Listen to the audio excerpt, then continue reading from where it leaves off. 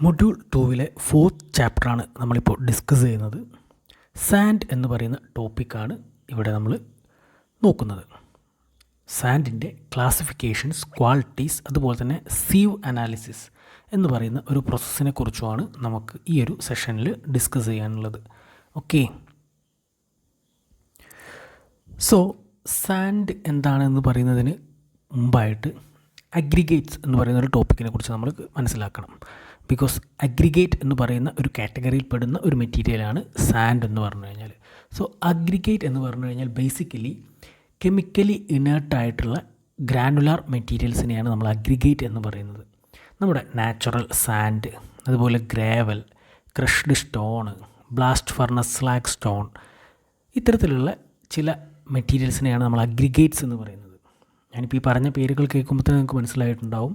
ഒന്നുകൂടെ സിംപ്ലി പറയുകയാണെങ്കിൽ, നമ്മുടെ സിമെൻറ്റ് കോൺക്രീറ്റിൽ നമ്മൾ ഉപയോഗിക്കുന്ന മെറ്റൽ, അതുപോലെ തന്നെ സാൻഡ്, റിവർ സാൻഡ് ആവാം, അതല്ലെങ്കിൽ നമ്മൾ ക്രഷ്ഡ് സാൻഡ്, സാൻഡ് പോലുള്ള ക്രഷ്ഡ് സ്റ്റോൺ ഐറ്റംസും ആവാം. ഇവയെല്ലാമാണ് ബേസിക്കലി അഗ്രിഗേറ്റ് എന്ന് പറയുന്നത്. കെമിക്കലി ഇനേർട്ടായിട്ടുള്ള ഇത്തരം മെറ്റീരിയൽസിനെയാണ് അഗ്രിഗേറ്റ് എന്ന് പറയുന്നത്. ഇത് നമ്മുടെ കോൺക്രീറ്റിലും അതുപോലെ തന്നെ നമ്മുടെ പ്ലാസ്റ്ററിങ്ങിന് വേണ്ടി ഉപയോഗിക്കുന്ന സിമെൻറ്റ് മോർട്ടാർ. പ്ലാസ്റ്ററിങ് എന്ന് പറഞ്ഞു കഴിഞ്ഞാൽ നമ്മുടെ വാളെല്ലാം ഫിനിഷിങ്ങിന് വേണ്ടി ചെയ്യുന്ന ആ ഒരു പ്രോസസ്സ്. സോ ആ പ്ലാസ്റ്ററിങ്ങിൽ നമ്മൾ ഉപയോഗിക്കുന്ന സിമെൻറ്റ് മോർട്ടാർ എന്നാണ് ആ ഒരു പേസ്റ്റിന് പറയുക. അതിൽ സിമെൻറ്റും സാൻഡും വാട്ടറും കൂടി ആഡ് ചെയ്തിട്ടുള്ള മിക്സാണ്.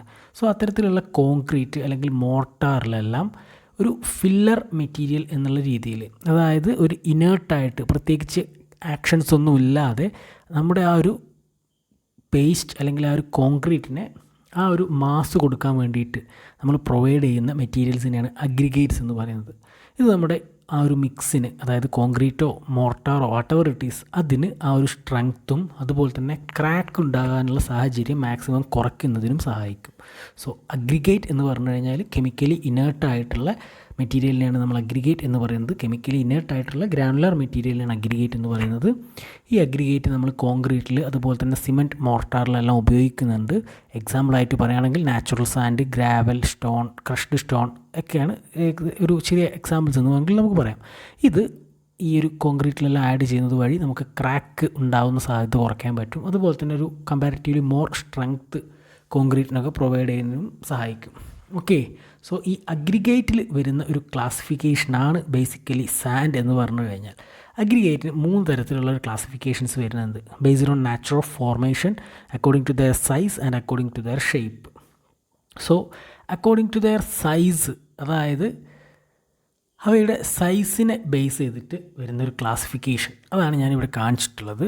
Based on their size, aggregates are classified into 3: coarse aggregate, fine aggregate and all in aggregate.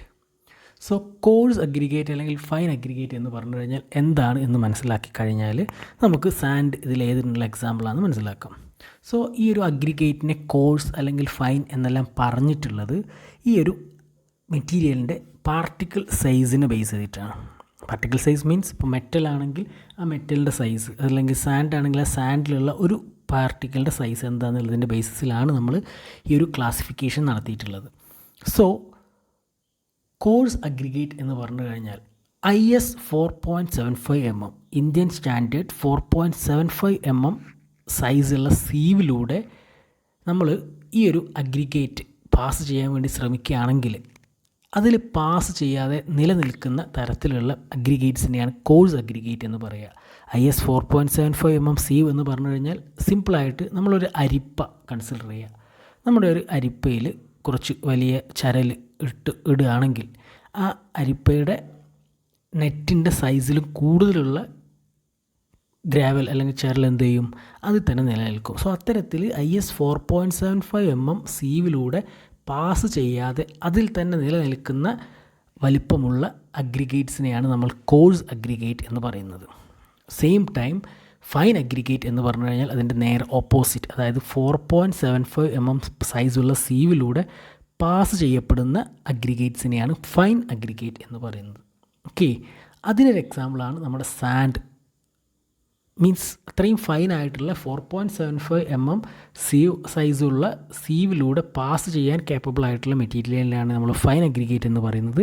So അതിനുള്ളൊരു എക്സാമ്പിളാണ് നമ്മുടെ സാൻഡ് എന്ന് നമുക്ക് പറയാം. സോ നമ്മൾ മനസ്സിലാക്കേണ്ട ഒരു കാര്യം, അഡീഷണലായിട്ട് നമ്മൾ മനസ്സിലാക്കേണ്ട ഒരു കാര്യം, എക്സാം പോയിൻ്റ് ഓഫ് വ്യൂവിലല്ല, നമുക്ക് ഈ ഒരു സാൻഡ് എന്താണെന്നുള്ളത് മനസ്സിലാക്കാൻ ആദ്യമായിട്ട് നമ്മൾ ചിന്തിക്കേണ്ടത് അഗ്രിഗേറ്റ് എന്താണെന്നുള്ളതാണ്. കെമിക്കലി ഇനേർട്ടായിട്ടുള്ള ഗ്രാനുലാർ സൈസ്ഡ് മെറ്റീരിയൽസിനെയാണ് നമ്മൾ അഗ്രിഗേറ്റ് എന്ന് പറയുന്നത്. അത് നമ്മൾ കോൺക്രീറ്റിൽ അല്ലെങ്കിൽ സിമെൻറ്റ് മോട്ടാറിലെല്ലാം ഒരു ഇനേർട്ട് മെറ്റീരിയലായിട്ട് ഉപയോഗിക്കുന്നുണ്ട്, സ്ട്രെങ്ത് പ്രൊവൈഡ് ചെയ്യുന്നതിനും ക്രാക്ക് കുറയ്ക്കുന്നതിനും വേണ്ടിയിട്ട് എന്നുള്ളത് മനസ്സിലാക്കുക. ദെൻ ഈ ഒരു അഗ്രിഗേറ്റിന് ഡിഫറെൻറ്റ് ബേസിൽ ഷേപ്പ്, സൈസ്, അത്തരത്തിലുള്ള ഒറിജിൻ എങ്ങനെയാണ് ഫോം ചെയ്തിട്ടുള്ളത് അതിൻ്റെ എല്ലാം ബേസിൽ ക്ലാസിഫൈ ചെയ്യുന്നുണ്ട്. അതിൽ ബേസ്ഡ് ഓൺ സൈസ്, അതിൻ്റെ മെറ്റീരിയൽ സൈസിൻ്റെ ബേസിലൊരു ക്ലാസിഫിക്കേഷൻ ഉണ്ട്. അതിനുവേണ്ടി നമ്മൾ ഉപയോഗിക്കുന്നത് ഇന്ത്യൻ സ്റ്റാൻഡേർഡ് 4.75 സൈസുള്ള സീവുകളാണ്, IS 4.75 സീവ്. സോ ഈ ഒരു സീവിലൂടെ പാസ് ചെയ്യപ്പെടുന്ന മെറ്റീരിയൽസിനെ ഫൈൻ അഗ്രിഗേറ്റ് എന്നും, പാസ് ചെയ്യാതെ അതിൽ തന്നെ റീറ്റെയിൻ ചെയ്യുന്ന അല്ലെങ്കിൽ നിലനിൽക്കുന്ന മെറ്റീരിയലിനെ കോഴ്സ് അഗ്രിഗേറ്റ് എന്നും പറയും. ഈ ഫൈൻ അഗ്രിഗേറ്റിനുള്ള ഒരു എക്സാമ്പിളാണ് നമ്മൾ റിവർ സാൻഡ് അല്ലെങ്കിൽ സാൻഡ് എന്ന് പറയുന്ന ആ ഒരു മെറ്റീരിയൽ എന്നുള്ളൊരു ഐഡിയയാണ് നമുക്ക് ആ ഒരു സെഷനിൽ നിന്നും വേണ്ടത്. ഓക്കെ, സോ സാൻഡ് എന്ന് പറയുമ്പോൾ നമുക്ക് മനസ്സിലാക്കാം IS 4.75 സീവിലൂടെ പാസ് ചെയ്യുന്ന അഗ്രിഗേറ്റിനെയാണ് ഫൈൻ അഗ്രിഗേറ്റ് എന്ന് പറയുക. ആ ഒരു ഫൈൻ അഗ്രിഗേറ്റിൻ്റെ എക്സാമ്പിളാണ് സാൻഡ് എന്നുള്ളൊരു ഡെഫിനേഷൻ നമുക്ക് കൊടുക്കാൻ പറ്റും. ഓക്കെ, സോ അഗ്രിഗേറ്റ് എന്ന് പറഞ്ഞു കഴിഞ്ഞാൽ ഫൈൻ ടൈപ്പ് ആയിരിക്കും, സാൻഡ് എന്ന് പറഞ്ഞു കഴിഞ്ഞാൽ ഒരു ഫൈൻ ടൈപ്പ് അഗ്രിഗേറ്റ് ആയിരിക്കും. ഇത് നമ്മൾ മോർട്ടാർ, അതുപോലെ സിമെൻറ്റ് മോർട്ടാർ, കോൺക്രീറ്റ് അതിലെല്ലാം ഉപയോഗിക്കുന്ന ഒരു ഇൻഗ്രീഡിയൻ്റ് ഓഫ് കോൺക്രീറ്റ് ഒക്കെ നമുക്ക് പഠിക്കാനുള്ളതാണ്. സോ സാൻഡ് എന്ന് പറയുമ്പോൾ നമ്മുടെ സിമെൻറ്റ് മോർട്ടാറിലും അതുപോലെ തന്നെ സിമെൻറ്റ് കോൺക്രീറ്റിലും എല്ലാം ഉപയോഗിക്കുന്ന ഒരു ഇൻഗ്രീഡിയൻ്റ് ആണ് എന്നുള്ളൊരു ഡെഫിനിഷൻ അല്ലെങ്കിൽ ഒരു ഡീറ്റെയിൽസ് അവിടെ പറയുക. അതിനുശേഷം നമുക്ക് പറയാനുള്ളത് ക്ലാസിഫിക്കേഷൻ ബേസ്ഡ് ഓൺ ഫോർമേഷൻ ആണ്. സോ നമുക്ക് ആദ്യം തന്നെ സാൻഡ് എന്താണെന്നുള്ളത് എക്സ്പ്ലെയിൻ ചെയ്യണമെങ്കിൽ നമ്മൾ ഇനീഷ്യലി എന്ത് പറയുക, സാൻഡ് എന്ന് പറഞ്ഞു കഴിഞ്ഞാൽ ഒരു ഫൈൻ അഗ്രിഗേറ്റ് ആണ്. മീൻസ് IS 4.75 സൈസുള്ള സീവിലൂടെ പാസ് ചെയ്യുന്ന പാർട്ടിക്കൽ സൈസുള്ള മെറ്റീരിയലാണ് സാൻഡ് എന്ന് പറയുന്നത്. ഇത് നമ്മൾ സിമെൻറ്റ് കോൺക്രീറ്റ് അതുപോലെ തന്നെ സിമെൻറ്റ് മോർട്ടാറെല്ലാം പ്രിപ്പയർ ചെയ്യുമ്പോൾ അതിലൊരു ഇൻഗ്രീഡിയൻ്റ് ആയിട്ട് അല്ലെങ്കിൽ അതിലൊരു കോമ്പണൻ്റ് ആയിട്ട് ഉപയോഗിക്കുന്നുണ്ട് എന്നുള്ളൊരു കാര്യം പറയാം. ഓക്കെ, നൗ നമുക്ക് ഡിസ്കസ് ചെയ്യാനുള്ളത് ക്ലാസിഫിക്കേഷൻ ഓഫ് സാൻഡ് ആണ്. Classification of sandal first one classification based on formation. എങ്ങനെയാണ് ഫോം ചെയ്യുന്നത് എന്നുള്ളതിൻ്റെ ബേസിസിൽ നമ്മുടെ സാൻഡിനെ 2 തരത്തിലാണ് ഡിവൈഡ് ചെയ്തിട്ടുള്ളത്. നാച്ചുറൽ സാൻഡ് എന്നും ക്രഷ്ഡ് സ്റ്റോൺ സാൻഡ് എന്നും 2 ഡിവിഷനാണ് നമ്മൾ കൊടുത്തിട്ടുള്ളത്. സോ നാച്ചുറൽ സാൻഡ് എന്ന് പറഞ്ഞു കഴിഞ്ഞാൽ formed by natural disintegration of rocks and deposited in beds of stream, rivers, glaciers. Natural ആയിട്ടുള്ള ഡിസിൻറ്റഗ്രേഷൻ പ്രോസസ്സിൻ്റെ റിസൾട്ടൻ്റായിട്ട് ഫോം ചെയ്തിട്ടുള്ള സാൻഡിനെയാണ് നാച്ചുറൽ സാൻഡ് എന്ന് പറയുക. ഡിസിൻറ്റഗ്രേഷൻ ഓഫ് റോക്സ് ആണ്, റോക്കുകൾക്ക് നാച്ചുറലി ഡിസിൻറ്റഗ്രേഷൻ, വെതറിങ് ഏജൻസിൻ്റെ എല്ലാ ആക്ഷൻ കാരണം ഡിസിൻറ്റഗ്രേഷൻ സംഭവിച്ച് ജനറേറ്റ് ചെയ്യപ്പെടുന്ന ടൈപ്പ് ഓഫ് സാൻഡിനാണ് നാച്ചുറൽ സാൻഡ് എന്ന് പറയുക. ഇത് നമ്മുടെ സ്ട്രീം, അരുവി അല്ലെങ്കിൽ പുഴ, അതുപോലെ തന്നെ ഈ പർവ്വതത്തിൻ്റെ ചെരിവുകളിൽ, ഇത്തരം ഏരിയാസിലെല്ലാം, മഞ്ഞുമലകളിൽ, ഇത്തരം ഏരിയാസിലെല്ലാം നമുക്ക് എന്ത് ചെയ്യാം, ഇവയുടെ ഡെപ്പോസിഷൻ കാണാൻ സാധിക്കും. സോ അങ്ങനെ നാച്ചുറലി റോക്കിൻ്റെ ഡിസിൻറ്റഗ്രേഷൻ വഴി ഫോം ചെയ്യുന്ന സാൻഡിനെയാണ് നാച്ചുറൽ സാൻഡ് എന്ന് പറയുക. ക്രഷ്ഡ് സ്റ്റോൺ സാൻഡ് എന്ന് പറഞ്ഞു കഴിഞ്ഞാൽ ബൈ ക്രഷിങ് നാച്ചുറൽ ഗ്രാവൽസ്. ഗ്രാവലിനെ ക്രഷ് ചെയ്ത് ഉണ്ടാക്കുന്ന സ്റ്റോണിനെയാണ് നമ്മൾ ക്രഷ്ഡ് സ്റ്റോൺ സാൻഡ് എന്ന് പറയുക. അതിന് എക്സാമ്പിളാണ് നമ്മളിപ്പോൾ വൈഡ്ലി കണ്ടുവരുന്ന സാൻഡ്, അതുപോലെ തന്നെ സാൻഡ് ഒക്കെ നിങ്ങൾ കണ്ടിട്ടുണ്ടായിരിക്കും. സോ ഇവയെല്ലാം നമ്മൾ എന്ത് ചെയ്യുകയാണ്, വലിയ ഗ്രാവൽ അല്ലെങ്കിൽ മെറ്റലിനെ ക്രഷ് ചെയ്തിട്ടാണ് ഈ ഒരു തരത്തിലുള്ള സാൻഡ് ആർട്ടിഫിഷ്യലി ക്രിയേറ്റ് ചെയ്യുന്നത്. സോ അത്തരം സാൻഡിനെയാണ് നമ്മൾ ക്രഷ്ഡ് സ്റ്റോൺ സാൻഡ് എന്ന് പറയുക. സോ നാച്ചുറൽ സാൻഡിന് എക്സാമ്പിളായിട്ട് നമുക്ക് റിവർ സാൻഡ് പറയാം, പിറ്റ് സാൻഡ് ഒക്കെ പറയാം, അതിന് വഴിയെ വരുന്നുണ്ട്. ക്രഷ്ഡ് സ്റ്റോൺ സാൻഡിന് എക്സാമ്പിളായിട്ട് നമുക്ക് സാൻഡ് അല്ലെങ്കിൽ സാൻഡ് അതെല്ലാം എക്സാമ്പിളായിട്ട് പറയാൻ സാധിക്കും. Okay, second classification based on source ആണ്. സോഴ്സിനെ ബേസ് ചെയ്തിട്ടുള്ള സാൻഡിൻ്റെ ക്ലാസിഫിക്കേഷനാണ് അടുത്തതായിട്ട് പറയുന്നത്. സോ അതിൽ വരുന്ന ഫസ്റ്റ് കേസ് എന്ന് പറഞ്ഞു കഴിഞ്ഞാൽ റിവർ സാൻഡാണ്. റിവർ സാൻഡ് എന്ന് പറഞ്ഞു കഴിഞ്ഞാൽ നമുക്കറിയാം obtained from river beds and bank. റിവറിൻ്റെ തീരത്ത് നിന്നും അതുപോലെ തന്നെ റിവറിൻ്റെ ആഴത്തട്ടിൽ നിന്നും കിട്ടുന്ന തരത്തിലുള്ള സാൻഡിനെയാണ് റിവർ സാൻഡ് എന്ന് പറയുന്നത്. ഇത് ബ്രൈറ്റ് കളേർഡ് ആയിരിക്കും, ക്ലിയർ ആയിരിക്കും, അതുപോലെ തന്നെ ഷാർപ്പ് ഓർ റൗണ്ടഡ് പാർട്ടിക്കിൾസ് ആയിരിക്കും. നമുക്ക് ഈ റിവർ സാൻഡത്തെ ഒരു മൈനർ പാർട്ടിക്കിൾ കൺസിഡർ ചെയ്താൽ റൗണ്ടഡ് ഷാർപ്പ് പാർട്ടിക്കിൾ ആയിരിക്കും, ബ്രൈറ്റ് ആൻഡ് ക്ലിയർ ആയിരിക്കും ഇത്തരത്തിലുള്ള മെറ്റീരിയൽസ് എന്നാണ് പറയുന്നത്. നമ്മുടെ സിമെൻറ്റ് മോർട്ടാർ ഉണ്ടാക്കാൻ വേണ്ടിയിട്ട് നമുക്ക് റിവർ സാൻഡ് വളരെയധികം സ്യൂട്ടഡ് ആണ് എന്നാണ് പറയുന്നത്. അതായത് നമ്മുടെ വീടൊക്കെ ഉണ്ടാക്കുന്ന സമയത്ത് പ്ലാസ്റ്ററിങ് ആക്ടിവിറ്റിക്ക് ഉപയോഗിക്കാൻ നമുക്ക് റിവർ സാൻഡ് ഉപയോഗിക്കാം. അതുപോലെ തന്നെ നമ്മൾ ആൾറെഡി പറഞ്ഞ എം സാൻഡൊക്കെ ഉപയോഗിക്കാം. പക്ഷേ ഏറ്റവും ബെസ്റ്റ് എന്ന് പറയുന്നത് റിവർ സാൻഡ് ആണ് എന്നാണ് പറയുന്നത്. ഓക്കെ, ദെൻ ഇൻ്റർലോക്കിംഗ് വാല്യൂ വളരെ കുറവാണ്. അതുപോലെ തന്നെ നമ്മൾ ആൾറെഡി പറഞ്ഞ പ്ലാസ്റ്ററിങ് വർക്കിനാണ് ഏറ്റവും ഇമ്പോർട്ടൻ്റ് ആയിട്ട് നമുക്ക് ഈ റിവർ സാൻഡ് ഉപയോഗിക്കാൻ പറ്റുന്നത് എന്നുള്ളതാണ് അതിനെക്കുറിച്ച് പറഞ്ഞിട്ടുള്ളത്. നെക്സ്റ്റ് വൺ പിറ്റ് സാൻഡ് ആണ്. Obtain from pits dug at 1.5 to 2 meter depth in soil. നമ്മുടെ സോയിലിൽ ഏകദേശം ഒരു 1.5 to 2 meter ഡെപ്തിലുള്ള കുഴികളിൽ നിന്നും പിറ്റിൽ നിന്നും നമുക്ക് കിട്ടുന്ന സാൻഡിനെയാണ് പിറ്റ് സാൻഡ് എന്ന് പറയുക. ചില സ്ഥലത്തെ ജിയോഗ്രഫിക്കൽ പ്രോപ്പർട്ടീസിൻ്റെ ബേസിസിൽ നമുക്ക് കുറച്ച് ഡെപ്തിൽ മണ്ണ് അല്ലെങ്കിൽ കുറച്ച് സോയിൽ കളഞ്ഞു കഴിഞ്ഞാൽ അല്ലെങ്കിൽ അത്തരത്തിലൊരു 1.5 to 2 meter ഡെപ്തിൽ ഒരു കുഴി എടുത്തു കഴിഞ്ഞാൽ നമുക്ക് അവിടെ നിന്നും സാൻഡ് അവൈലബിൾ ആവും. അങ്ങനെ കിട്ടുന്ന സാൻഡിനെയാണ് പിറ്റ് സാൻഡ് എന്ന് പറയുക. ഇതും മോർട്ടാർ ഉണ്ടാക്കാൻ, സിമെൻറ്റ് പേസ്റ്റ് ആയിട്ടുള്ള സിമെൻറ്റ് മോർട്ടാർ ഉണ്ടാക്കാൻ ഉപയോഗിക്കാം. മോർട്ടാർ എന്ന് പറഞ്ഞു കഴിഞ്ഞാൽ ആൾറെഡി പറഞ്ഞതാണ്, സിമെൻറ്റും ഒരു ഫൈൻ എഗ്രിഗേറ്റും വെള്ളവും കൂടി ചേർന്ന മിക്സിനെയാണ് നമ്മൾ മോർട്ടാർ എന്ന് പറയുക. സോ ഫൈൻ എഗ്രിഗേറ്റ് ആയിട്ട് സാൻഡാണ് നമ്മൾ ഉപയോഗിക്കുന്നത് മാത്രം. ഓക്കെ, ഈ ഒരു പിറ്റ് സാൻഡിൻ്റെ മെറ്റീരിയലും ഷാർപ്പായിരിക്കും, അതുപോലെ തന്നെ ആംഗുലാർ ആവണം, ദെൻ പോറസ് ആയിരിക്കണം, അതുപോലെ തന്നെ ഫ്രീ ഫ്രം ഹാംഫുൾ സാൾസിൻ്റെ പ്രസൻസ് ഇതിലുണ്ടാവാൻ പാടില്ല. ബിക്കോസ് അത്തരത്തിലുള്ള സാൾട്ട് കണ്ടൻറ്റ് സാൻഡിൽ ഉണ്ടായിക്കഴിഞ്ഞാൽ നമ്മുടെ സിമെൻറ്റുമായിട്ട് റിയാക്ട് ചെയ്തിട്ട് അത് മറ്റ് തരത്തിലുള്ള കെമിക്കൽ റിയാക്ഷൻസിനും കാരണമാവും, സ്ട്രെങ്ത്ത് കുറയാനും ക്രാക്ക് ഫോർമേഷനെല്ലാം കാരണമാവും. ഓക്കെ, സോ സോഴ്സിനെ ബേസ് ചെയ്തിട്ടുള്ള സെക്കൻഡ് ക്ലാസിഫിക്കേഷനാണ് പിറ്റ് സാൻഡ് എന്ന് പറയുന്നത്. നെക്സ്റ്റ് വൺ സീ സാൻഡ് ആണ്. കടലിൽ നിന്ന് ലഭിക്കുന്നതിനെയാണ് സീ സാൻഡ് എന്ന് പറയുന്നത്. സീ ഷോറിലാണ് ഇത് ബേസിക്കലി അവൈലബിൾ ആവുന്നത്. ബ്രൗൺ കളറിൽ അല്ലെങ്കിൽ റൗണ്ട് ഷേപ്പിലാണ് ഇവ പൊതുവെ അവൈലബിൾ ആവുന്നത്. ബ്രൗൺ കളറും അതുപോലെ തന്നെ റൗണ്ടഡ് ഷേപ്പിലുമാണ് സീ സാൻഡ് നമുക്ക് അവൈലബിൾ ആവുന്നത്. ഇതിൽ സാൾട്ട് കണ്ടൻറ്റ് വളരെയധികം ഉള്ളത് കൊണ്ട് തന്നെ കൺസ്ട്രക്ഷൻ ആക്ടിവിറ്റീസിന് ഇത് പ്രാക്ടിക്കലി ഉപയോഗിക്കാറില്ല, അല്ലെങ്കിൽ അത് ട്രീറ്റ് ചെയ്തിട്ട് മാത്രമേ ഇതിൻ്റെ സാൾട്ട് കണ്ടൻറ്റ് ഒഴിവാക്കിയതിന് ശേഷം മാത്രമേ നമുക്ക് ഉപയോഗിക്കാൻ പറ്റുള്ളൂ. ഓക്കെ, ഇത്രയും ക്ലാസിഫിക്കേഷൻസാണ് സാൻഡിന് വരുന്നത്. സോ ബേസ്ഡ് ഓൺ ഫോർമേഷനും ബേസ്ഡ് ഓൺ സോഴ്സും രണ്ട് മേജർ ക്ലാസിഫിക്കേഷൻസ് ആണ് വരുന്നത്. അതിൽ based on formation natural and crushed stone sand, based on source river, pit and sea sand, ഇത്തരത്തിലുള്ള രണ്ട് മേജർ ക്ലാസിഫിക്കേഷൻസ് ആണ് വരുന്നത്. ഓക്കെ, അടുത്തതായിട്ട് നമുക്ക് ഡിസ്കസ് ചെയ്യാനുള്ളത് ക്വാളിറ്റീസ് ഓഫ് സാൻഡ് ആണ്. എന്തൊക്കെയാണ് different qualities of A good sand എന്നുള്ളതാണ് അടുത്തത് നമുക്ക് പറയാനുള്ളത്. സോ സാൻഡിൻ്റെ ക്വാളിറ്റി പറയുന്ന സമയത്ത് first one, it should contain quartz of white or light color and free from silt. Silt അല്ല, സിൽറ്റ് ആണ്, SILT.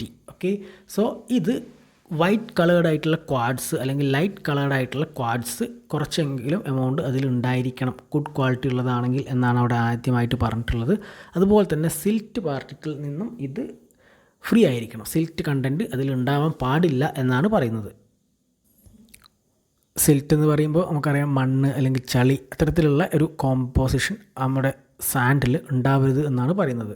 ദെൻ നമ്മൾ ആൾറെഡി പറഞ്ഞ ഡെഫിനിഷനിലുള്ള ഒരു കാര്യം തന്നെയാണ് should pass through IS 4.75 mm sieve. Indian standard 4.75 mm സീവിലൂടെ പാസ് ചെയ്യാൻ capable ആയിട്ടുള്ളതായിരിക്കണം എന്നുള്ളതൊരു വളരെ ഇമ്പോർട്ടൻ്റ് ആയിട്ടുള്ള ക്വാളിറ്റിയാണ്.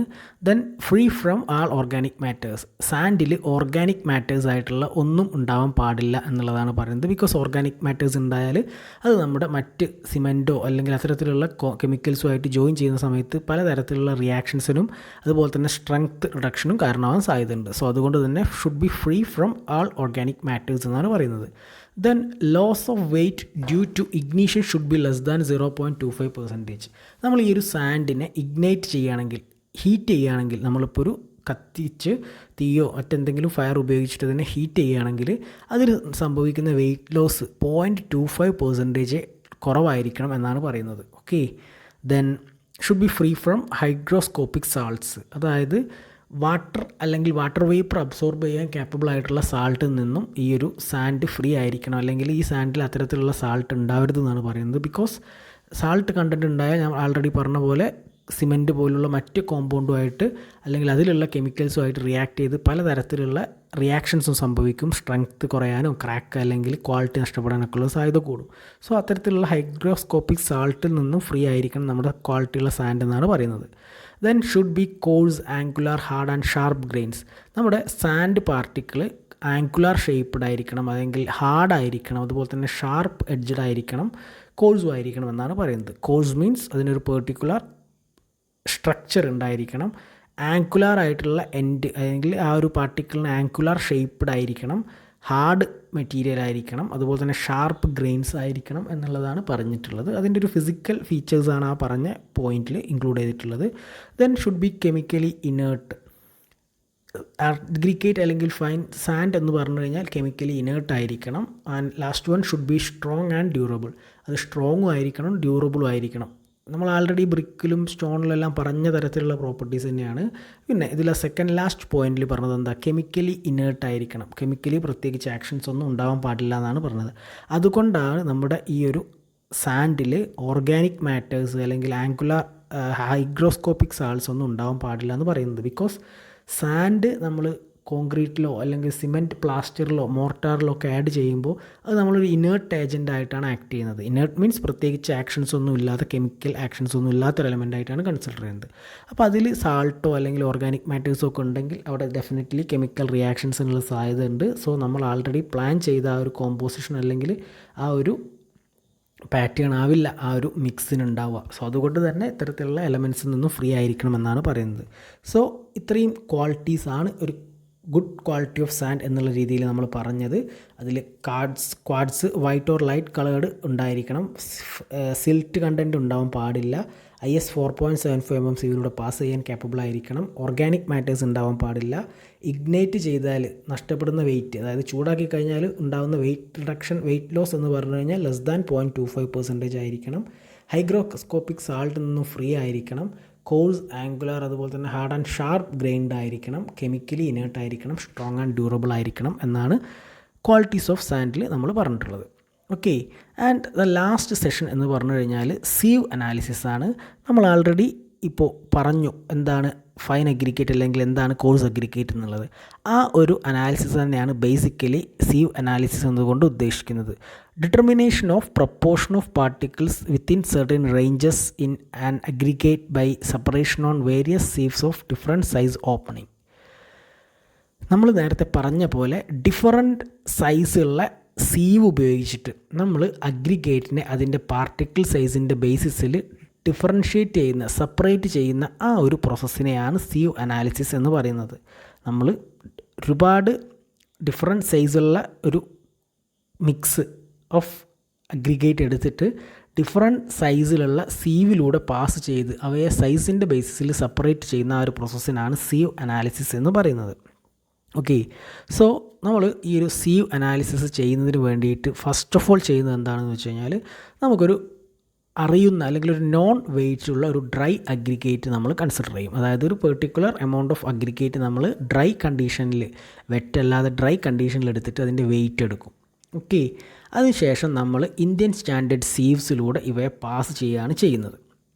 അങ്ങനെ പാസ് ചെയ്തിട്ട് നമുക്ക് ഓരോ സീവിലും റിട്ടേൺ ചെയ്യുന്ന അഗ്രിഗേറ്റിൻ്റെയും അതിലൂടെ പാസ് ചെയ്യപ്പെടുന്ന അഗ്രിഗേറ്റിൻ്റെയും സൈസ് അല്ലെങ്കിൽ എമൗണ്ട് എത്രയാണെന്നുള്ളത് ഐഡൻറ്റിഫൈ ചെയ്ത് കാൽക്കുലേറ്റ് ചെയ്ത് ആണ് നമ്മൾ ഈ ഒരു സീവ് അനാലിസിസ് എന്ന പ്രോസസ്സ് നടത്തുന്നത്. ഇങ്ങനെ സീവ് അനാലിസിസിലൂടെ നമുക്ക് കിട്ടുന്ന വാല്യൂ എന്ന് പറഞ്ഞു കഴിഞ്ഞാൽ ഫൈൻനെസ് ഇൻഡെക്സ് എന്നാണ് അതിനെ അറിയപ്പെടുക, അല്ലെങ്കിൽ ഫൈൻനെസ് മോഡുലസ്. ഓക്കെ, സോ ഇത്തരത്തിൽ ഡിഫറെൻറ്റ് സൈസിൽ സീവിലൂടെ നമ്മൾ അറിയുന്ന ഒരു വാല്യൂ ഓഫ് അഗ്രിഗേറ്റിനെ പാസ് ചെയ്ത് ഓരോ സീവിലും എത്രത്തോളം നിലനിൽക്കുന്നുണ്ട്, എത്രത്തോളം പാസ് ചെയ്യുന്നുണ്ട് എന്നുള്ള കാൽക്കുലേഷൻ നടത്തി കഴിയുമ്പോൾ നമുക്ക് ആ അഗ്രിഗേറ്റിൻ്റെ ഫൈൻനെസ് മോഡുലസ് അല്ലെങ്കിൽ ഫൈൻനെസ് ഇൻഡെക്സ് ആണ് കിട്ടുക. അത് വെച്ചിട്ട് നമുക്ക് ഈ ഒരു അഗ്രിഗേറ്റ് കോഴ്സ് അഗ്രിഗേറ്റ് ആണോ ഫൈൻ അഗ്രിഗേറ്റ് ആണോ അത്തരത്തിലുള്ള ഡിഫറെൻറ്റ് ഐഡിയാസ് അതിൽ നിന്ന് കിട്ടും. ഓക്കെ, സോ ഫൈൻനെസ് വാല്യൂ വലുതാണെങ്കിൽ അതിനർത്ഥം കോഴ്സ് പാർട്ടിക്കിളാണ് എന്നുള്ളതാണ്. നമുക്ക് പറയാം, നെക്സ്റ്റ് സെഷനിൽ അത് ഒന്നും കൂടെ ക്ലിയർ ആയിട്ട് പറയാൻ പറ്റും. സോ ഇതാണ് ഈ ഒരു സീവ് അനാലിസിസ് എന്ന് പറഞ്ഞു കഴിഞ്ഞാൽ ഡിഫറെൻറ്റ് സൈസിലുള്ള ഇന്ത്യൻ സ്റ്റാൻഡേർഡ് സീവ്സ് ഉപയോഗിച്ചിട്ട് നമ്മൾ ഒരു ബൾക്ക് ഓഫ് അഗ്രിഗേറ്റ് അതിലൂടെ പാസ് ചെയ്തിട്ട് ഡിഫറെൻറ്റ് സൈസിലായിട്ടുള്ള അഗ്രിഗേറ്റ്സിനെ സെപ്പറേറ്റ് ചെയ്യുന്ന അല്ലെങ്കിൽ ഡിഫറൻഷ്യേറ്റ് ചെയ്യുന്ന ആ ഒരു പ്രോസസ്സിനാണ് സീവ് അനാലിസിസ് എന്ന് പറയുന്നത്. ഇതിനു വേണ്ടിയിട്ട് നമുക്കൊരു ഡ്രൈ കണ്ടീഷനിലുള്ള ഒരു നോൺ വെയിറ്റ് ഓഫ് അഗ്രിഗേറ്റ് ആണ് എടുക്കുന്നത്. അത് നമ്മൾ ഇന്ത്യൻ സ്റ്റാൻഡേർഡ് സീവ്സിലൂടെ പാസ് ചെയ്തിട്ട് അതിൽ നിലനിൽക്കുന്നതും പാസ് ചെയ്യുന്നതുമായ എമൗണ്ടിനെ എത്രയാണെന്ന് ഐഡൻറ്റിഫൈ ചെയ്തിട്ടാണ് ഈ ഒരു ഫൈൻനെസ് അല്ലെങ്കിൽ സീവ് അനാലിസിസ് എന്ന് പറയുന്ന പ്രോസസ്സ് നടത്തുന്നത്. ഇതുവഴി കിട്ടുന്ന ഒരു ഇൻഡെക്സിനെയാണ് നമ്മൾ ഫൈൻനെസ് മോഡുലസ് അല്ലെങ്കിൽ fineness of aggregate or coarseness of aggregate എന്നൊക്കെ പറയുന്നത്. സോ ഫൈനസ് വാല്യൂ കൂടുക എന്ന് പറഞ്ഞു കഴിഞ്ഞാൽ അതിനർത്ഥം കോഴ്സർ പാർട്ടിക്കിൾ വലിയ പാർട്ടിക്കിളാണ് എന്നാണ് അതുകൊണ്ട് ഉദ്ദേശിക്കുന്നത്. Okay, so determination of sieve analysis അല്ലെങ്കിൽ ഡിറ്റർമിനേഷൻ ഓഫ് ഫൈനസ് മോഡുലസ് എന്നുള്ളതാണ് നമ്മുടെ ഈ ഒരു സെഷനിൽ അവസാനമായിട്ട് പറയുന്നത്. എങ്ങനെയാണ് ഇത് ചെയ്യുന്നതാണ് നോക്കുന്നത്. സോ ഫസ്റ്റ് ഓഫ് ഓൾ നമ്മൾ ആൾറെഡി പറഞ്ഞ പോലെ ഒരു നോൺ വെയ്റ്റ് ഓഫ് അഗ്രിഗേറ്റ് നമ്മൾ കൺസിഡർ ചെയ്തു. ഡ്രൈ കണ്ടീഷനിലുള്ള വാട്ടർ കണ്ടൻറ്റ് ഇല്ലാതെ ഡ്രൈ കണ്ടീഷനിലുള്ള ഒരു നോൺ വെയ്റ്റ് ഓഫ് അഗ്രിഗേറ്റ് നമ്മളെടുത്തു. എന്നിട്ട് നമ്മൾ ഡിഫറെൻറ്റ് സൈസിലുള്ള സീവ് അനാലിസിസിന് വേണ്ടിയിട്ട് ഡിഫറെൻറ്റ് സൈസിലുള്ള സീവുകൾ കൺസിഡർ ചെയ്യുകയാണ് ചെയ്യുന്നത്. 80 mm, 40, 20, 10 mm, 4.75 mm, 2.36 mm, 1.18 mm, 600 micron, 300 micron, 150 micron. ഏകദേശം ഈ ഒരു റേഞ്ചിലുള്ള സീവുകളാണ് നമ്മൾ കൺസിഡർ ചെയ്യുന്നത്. 80 mm മുതൽ 150 മൈക്രോൺ ആയിട്ടുള്ള വളരെ ചെറിയ രീതിയിലുള്ള സീവ് സൈസുള്ള ഡിഫറെൻറ്റ് സീവുകൾ നമ്മൾ കൺസിഡർ ചെയ്തു. എന്നിട്ട് നമ്മൾ ഇതിനെ ഒരു ഓർഡറിൽ വെച്ചു, അതായത് സൈസിൻ്റെ ഓർഡറിൽ നമ്മൾ അറേഞ്ച് ചെയ്തു. 80 mm ഏറ്റവും മുകളിലും അതിന് താഴെയായിട്ട് 40 mm, അതിന് താഴെയായിട്ട് 20, അങ്ങനെ ഏറ്റവും വലിയ സീവ് മുകളിലും അതിന് സൈസ് കുറഞ്ഞ സീവുകൾ താഴത്തേക്കും എന്നുള്ള ഓർഡറിൽ വെച്ചിട്ട് ഏറ്റവും മുകളിലത്തെ ഈ ഒരു സീവ്സിലേക്ക് നമ്മൾ എന്ത് ചെയ്യും, നമുക്ക് ഈ മെഷേർഡ് ആയിട്ടുള്ള നോൺ വെയ്റ്റുള്ള അഗ്രിഗേറ്റിനെ പ്ലേസ് ചെയ്യും. ആ അഗ്രിഗേറ്റ് അങ്ങനെ ഓരോ സീവിലൂടെയും പാസ് ചെയ്യുന്നതും റീറ്റെയിൻ ചെയ്യുന്നതും എത്രയാണ് എന്നുള്ളത് നോട്ട് ചെയ്യും. Weight retained in each sieve is noted. നമ്മൾ മുകളിലെ സീവ്, അതായത് 80 mm സീവിലൂടെ പാസ് ചെയ്തിട്ട് അവിടെ നിലനിൽക്കുന്ന സീവ് എമൗണ്ട് ഓഫ് അഗ്രിഗേറ്റ് എത്രയാണെന്നുള്ളത് നോട്ട് ചെയ്യും. അതുപോലെ അതിൻ്റെ താഴത്ത് 40 mm നിലനിൽക്കുന്ന എത്രയാണെന്ന് നോട്ട് ചെയ്യും. അതിൻ്റെ താഴെ 20 എത്രയാണെന്ന് നോട്ട് ചെയ്യും. അങ്ങനെ 150 മൈക്രോൺ ആയ ഏറ്റവും മൈനർ എമൗണ്ടിൽ വരെ ഉള്ളത് എത്ര അഗ്രിഗേറ്റാണ് അതിൽ ഓരോന്നിലും റീറ്റെയിൻ ചെയ്യുന്നത് എന്നുള്ളത് നോട്ട് ചെയ്യും. എന്നിട്ട് percentage weight retained and cumulative percentage weight is tabulated. അങ്ങനെ ഓരോ സീവിലുള്ള എമൗണ്ട് എത്രയാണെന്നുള്ളത് കണ്ടെത്തിയതിന് ശേഷം അതിൻ്റെ പെർസെൻറ്റേജ് വെയ്റ്റ് റീറ്റെയിൻ ചെയ്ത് ഓരോ സീവിലും എത്ര പെർസെൻറ്റേജ് വെയ്റ്റാണ് ടോട്ടൽ വാല്യൂവിൻ്റെ റീറ്റെയിൻ ചെയ്തത് എന്നുള്ളൊരു ഐഡിയ ഉണ്ടാക്കും. അതിനുശേഷം ക്യുമുലേറ്റീവ് പെർസെൻറ്റേജ് ടാബുലേറ്റഡ്, അതായത് മൊത്തത്തിൽ ഓരോ സീവിലും റീറ്റെയിൻ ചെയ്ത പെർസെൻറ്റേജിൻ്റെ സമ്മ് ടോട്ടൽ, അതാണ് ക്യുമുലേറ്റീവ് എന്നതുകൊണ്ട് ഉദ്ദേശിക്കുന്നത്, അത് എത്രയാണെന്നുള്ളത് കണ്ടെത്തും. അത് വെച്ചിട്ടാണ് നമ്മൾ ഈ ഒരു fineness modulus of a material എന്നുള്ളത് കൺസിഡർ ചെയ്യുന്നത്. That is fineness modulus is equal to sum of cumulative percentage of weight return divide by 100 എന്നുള്ളതാണ് equation. Fineness modulus is equal to sum of cumulative percentage of weight returned by 100. So sieve analysis എന്നും കൂടെ പറയാം. നമുക്ക് അറിയുന്ന അല്ലെങ്കിൽ dry കണ്ടീഷനിലുള്ള ഒരു non value of aggregate എടുത്തു, അതായത് നമ്മളൊരു ഡ്രൈ കണ്ടീഷനിലുള്ള അഗ്രിഗേറ്റ് കൺസിഡർ ചെയ്തു, അത് നമ്മൾ എത്രയാണെന്നുള്ളത് വെയിറ്റ് എടുത്തു. അതിനുശേഷം ഡിഫറെൻറ്റ് സൈസ്ഡ് സീവ്സ് അതിൻ്റെ സൈസിൻ്റെ ബേസിസിൽ നമ്മൾ അറേഞ്ച് ചെയ്തു വേർട്ടിക്കലി മുകളിൽ നിന്ന് താഴത്തേക്ക്. എന്നിട്ട് ഏറ്റവും മുകളിൽ ഏറ്റവും വലിയ സീവ് സൈസ് ഉള്ളതിലേക്ക് ഈ ഒരു അഗ്രിഗേറ്റിനെ പ്ലേസ് ചെയ്തു. അത് ഓരോ അഗ്രിഗേറ്റ് സീവിലൂടെയും പാസ് ചെയ്ത് ഓരോ സീവിലും എത്ര എമൗണ്ട് റീറ്റെയിൻ ചെയ്യുന്നുണ്ട് എന്നുള്ളത് നമ്മൾ കണ്ടെത്തി. ആ ഓരോ സീവിലും റീറ്റെയിൻ ചെയ്ത എമൗണ്ടിനെ നമ്മൾ എന്ത് ചെയ്തു, പെർസെൻറ്റേജ് വെയ്റ്റിലേക്ക് മാറ്റി. അതിനുശേഷം ഈ പറയുന്ന എല്ലാ സീവിലും റീറ്റെയിൻ ചെയ്ത പെർസെൻറ്റേജ് വെയ്റ്റിനെ നമ്മൾ ടോട്ടൽ സമ്മ് ചെയ്തു. ക്യുമുലേറ്റീവ് പെർസെൻറ്റേജ് എത്രയാണെന്നുള്ളത് കണ്ടെത്തി. അതിനെ 100 കൊണ്ട് ഹരിക്കുമ്പോൾ കിട്ടുന്ന വാല്യൂ ആണ് ഫൈനസ് മോഡുലസ് എന്ന് പറയുന്നത്. Okay, so just for example നമ്മൾ പറയുകയാണ് മെറ്റലാണ് നമ്മൾ എടുക്കുന്നത് എന്നുണ്ടെങ്കിൽ നമ്മളൊരു ബൾക്ക് ഓഫ് എമൗണ്ട് ഒരു 1 കിലോഗ്രാം മെറ്റൽ നമ്മൾ റാൻഡമായിട്ട് പിക്ക് ചെയ്തു. എന്നിട്ട് നമ്മൾ ഈ ഒരു ഓർഡറിൽ 80 to 150 മൈക്രോണുള്ള സൈസുള്ള സീവ്സ് പാസ് ചെയ്യാൻ വേണ്ടി വെച്ചിട്ട് അതിൽ ഏറ്റവും മുകളിൽ വലിയ സൈസുള്ള 80 mm സീവ് സൈസിലേക്ക് നമ്മൾ പ്ലേസ് ചെയ്തു. സോ ആ മെറ്റൽ 80 mm അതിലേറ്റവും വലിയ സൈസുള്ള മെറ്റൽ പാർട്ടിക്കിൾ അതിൽ റിട്ടേൺ ചെയ്യും. അതിലും ചെറിയ പാർട്ടിക്കിൾ അത് 40, അതിലും ചെറുത് 20 വരെ പോകും. 10 mm നെക്സ്റ്റ് ലെവലിലെത്തും. 4.75 mm വരേക്ക് എത്തും. അതിനുശേഷം താഴത്തേക്ക് ഒന്നും പോകുന്നുണ്ടാവില്ല. കാരണം മെറ്റൽ എന്ന് പറഞ്ഞു കഴിഞ്ഞാൽ നമ്മൾ ആൾറെഡി പറഞ്ഞതിൽ കോഴ്സ് അഗ്രിഗേറ്റ് എന്ന് പറയുന്ന കാറ്റഗറിയിൽ പെടുന്നതാണ്. സോ മാക്സിമം 4.75 mm സീവിൽ റിട്ടേൺ ചെയ്യാനുള്ളൊരു കാപ്പബിലിറ്റിയാണ് കോഴ്സ് അഗ്രിഗേറ്റിന് ഉണ്ടാവുക. സോ 80 mm പ്ലേസ് ചെയ്ത് കഴിഞ്ഞാൽ 80ലും 40ലും 20ലും 10ലും ആൻഡ് ലാസ്റ്റ് 4.75 mm സീവിലും റിട്ടേൺ ചെയ്യുന്ന ഒരു തരത്തിലായിരിക്കും മാക്സിമം ഈ ഒരു മെറ്റൽ വരുന്നത്. അതിൻ്റെ താഴത്തേക്കുള്ള സീവ്സിലൊന്നും ഈ ഒരു മെറ്റൽ കണ്ടൻറ്റ് റിട്ടേൺ ചെയ്യുന്നുണ്ടാവില്ല. അതുകൊണ്ട് തന്നെ അവിടുത്തെ വെയിറ്റ് എന്ന് പറഞ്ഞു കഴിഞ്ഞാൽ നമുക്ക് 0 ആയിട്ട് എടുക്കാം.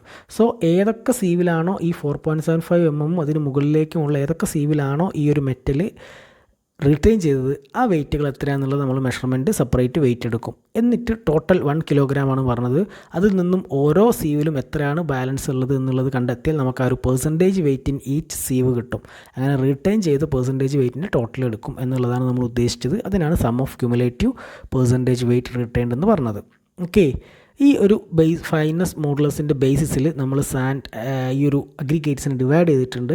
അതായത് based on fineness modulus, fine സാൻഡിൻ്റെ ഫൈനസ് മോഡുലസ് എന്ന് പറഞ്ഞു കഴിഞ്ഞാൽ 2.2 to 2.6 വാല്യൂ ആണ്. മീഡിയം സാൻഡ് ആണെങ്കിൽ 2.6 to 2.9 ആണ് ഇതിൻ്റെ വാല്യൂ. ദെൻ കോഴ്സ് സാൻഡ് ആണെങ്കിൽ അതിൻ്റെ വാല്യൂ എന്ന് പറഞ്ഞു കഴിഞ്ഞാൽ 2.9 to 3.2 എന്നുള്ള രീതിയിലാണ് പറഞ്ഞിട്ടുള്ളത്. ഓക്കെ, സോ ഫൈനസ് മോഡുലസിൻ്റെ വാല്യൂ ബേസിസിൽ ഏതൊക്കെ സാൻഡുകളാണെന്നുള്ളൊരു കാറ്റഗറൈസേഷനാണ് അവിടെ കാണിച്ചിട്ടുള്ളത്. Then maximum size of particles recommended, നമ്മുടെ പല തരത്തിലുള്ള ആക്ടിവിറ്റീസിനും കൺസ്ട്രക്ഷൻ ആക്ടിവിറ്റീസിനും റെക്കമെൻഡ് ചെയ്തിട്ടുള്ള ഈ ഒരു അഗ്രിഗേറ്റിൻ്റെ സൈസ് എന്ന് പറയുന്നത്, ഫ്ലോറിങ് അതുപോലെ തന്നെ ഡെക്കറേറ്റീവ് വർക്ക്സിന് പ്രാക്ടിക്കലി പറഞ്ഞിട്ടുള്ള മാക്സിമം സൈസ് എന്ന് പറഞ്ഞു കഴിഞ്ഞാൽ 10 mm സൈസിലുള്ള അഗ്രിഗേറ്റ്സ് ആണ്. RCC structure, reinforced cement concreting വർക്കിന് വേണ്ടിയിട്ട് പറഞ്ഞിട്ടുള്ളത്, റീഇൻഫോഴ്സ്ഡ് സിമെൻറ്റ് കോൺക്രീറ്റിംഗ് വർക്കാണെങ്കിൽ അതിന് പറഞ്ഞിട്ടുള്ളത് 20 mm വരെ സൈസുള്ള അഗ്രിഗേറ്റ്സ് ഉപയോഗിക്കാമെന്നാണ്. ദെൻ മാസ് കോൺക്രീറ്റ് സ്ട്രക്ചറിന്, വലിയ തരത്തിലുള്ള മാസ് കോൺക്രീറ്റിംഗ് വരുന്ന സ്ട്രക്ചറിന് പറഞ്ഞിട്ടുള്ളത് 40 mm സൈസിലുള്ള പാർട്ടിക്കിൾസാണ് റെക്കമെൻഡ് ചെയ്യപ്പെട്ടിട്ടുള്ളത്. ഓക്കെ, സോ ഇത്തരം ഡീറ്റെയിൽസാണ് ഫൈനസ് മോഡുലസിൻ്റെ ബേസിസിൽ പറയാനുള്ളത്. ഫൈൻ, മീഡിയം ആൻഡ് കോഴ്സ് സാൻഡിൻ്റെ പാർട്ടിക്കിൾ സൈസ് ഫൈനസ് മോഡുലസ് എന്താണെന്നുള്ളതും മാക്സിമം സൈസസ് റെക്കമെൻഡ് ചെയ്തിട്ടുള്ളതും. ഓക്കെ, സോ ഇത്രയും കാര്യങ്ങളാണ് നമുക്ക് ഈ ഒരു ചാപ്റ്ററിൽ പഠിക്കാനുള്ളത്. ആദ്യം തന്നെ നമ്മൾ അഗ്രിഗേറ്റ് എന്ന് പറഞ്ഞാൽ എന്താണ്, ബേസ്ഡ് ഓൺ സൈസ്, CU അനാലിസിസിലൂടെയാണ് നമ്മൾ സൈസ് ഡിഫൈൻ ചെയ്യുന്നത്. Course, fine and all in aggregate എന്ന് പറഞ്ഞു. കോഴ്സ് അഗ്രിഗേറ്റ് എന്ന് പറഞ്ഞു കഴിഞ്ഞാൽ 4.75 mm പാസ് ചെയ്യപ്പെടാത്തതും, ഫൈൻ എന്ന് പറഞ്ഞു കഴിഞ്ഞാൽ 4.75 mm പാസ് ചെയ്യുന്നതുമാണ്. ആളിൻ അഗ്രിഗേറ്റ് എന്ന് പറഞ്ഞു കഴിഞ്ഞാൽ ഇത് രണ്ടും കൂടെ ഉള്ളൊരു മിക്സിനെയാണ് ആളിൻ എന്ന് പറയുന്നത്. ഇതിൽ ഫൈൻ അഗ്രിഗേറ്റിൻ്റെ ഒരു എക്സാമ്പിളാണ് സാൻഡ് എന്നുള്ള കാര്യം പറഞ്ഞു. അതിൻ്റെ classifications based on formation, natural and crushed stone sand ഉണ്ടെന്ന് പറഞ്ഞു. Based on sources, river, pit and sea sand ആണുള്ളതെന്ന് പറഞ്ഞു. ദെൻ ഏകദേശം ഒരു 9ഓളം ക്വാളിറ്റീസ് ഓഫ് സാൻഡ് നമ്മൾ ഏതൊക്കെയാണെന്നുള്ളത് ഡിഫൈൻ ചെയ്തു. And last CU analysis, different size CU ഉപയോഗിച്ചിട്ട് പാർട്ടിക്കിൾ സൈസിനെ സെപ്പറേറ്റ് ചെയ്ത് ഫൈനസ് മോഡുലസ് കണ്ടെത്തുന്ന ഒരു പ്രോസസ്സ് എങ്ങനെയാണെന്നുള്ളതും കൂടെ നമ്മൾ ഡിസ്കസ് ചെയ്തു. ഇത്രയും കാര്യങ്ങളാണ് നമുക്ക് ഈ ഒരു ചാപ്റ്ററിൽ പറയാനുള്ളത്. ഇതിൽ എക്സാമിനേഷന് ചോദിക്കാൻ സാധ്യതയുള്ള ഒരു ഏറ്റവും ഇമ്പോർട്ടൻ്റ് ആയിട്ടുള്ള ക്വസ്റ്റ്യനാണ് എന്താണ് CU അനാലിസിസ് എന്നുള്ളത്. എന്താണ് CU അനാലിസിസ്, എങ്ങനെയാണ് ഫൈനസ് മോഡുലസ് ഡിറ്റർമിൻ ചെയ്യുക എന്നുള്ളൊരു കാര്യം എക്സാമിനേഷന് ചോദിക്കാൻ സാധ്യതയുള്ള ഒരു ക്വസ്റ്റ്യനാണ്. Okay, thank you.